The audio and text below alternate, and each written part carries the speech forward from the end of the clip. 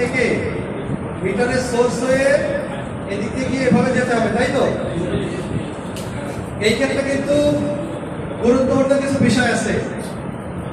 Circuit ড্রপের হিসাবটা হচ্ছে এই যে লুপ, যেটা একটা পোলে ট্রান্সফরমার প্রান্ত থেকে মিটারিং প্রান্ত পর্যন্ত 10 মিটার হলেই আমার মনে হয়ে যাওয়ার কথা, নাকি? সোর্স আর লোডে তো 10 মিটারে হয়ে যাওয়ার কথা। যদি হয়ে যায়, আপনারা লুপটা লিখবেন। আমরা যখন নতুন করবো, নতুন সেশনে সেটা আসতো, আগে বলি, এখানে যে লুপটা থাকবে, এই লুপের এখানে লিখে দেবেন 10 প্লাস 3। এখানে যথারীতি লিখে দেবেন 30 হলে 30। এটা হচ্ছে পোলের জন্য। এটা হচ্ছে সার্ভিস বাস থেকে যে লুপটা আমরা দিই, সেই লুপটা। ক্লিয়ার?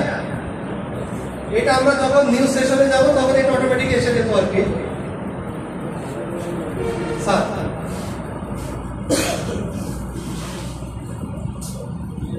এই ভিডিও বন্ধ কর, ভিডিও বন্ধ কর, ভিডিও বন্ধ কর।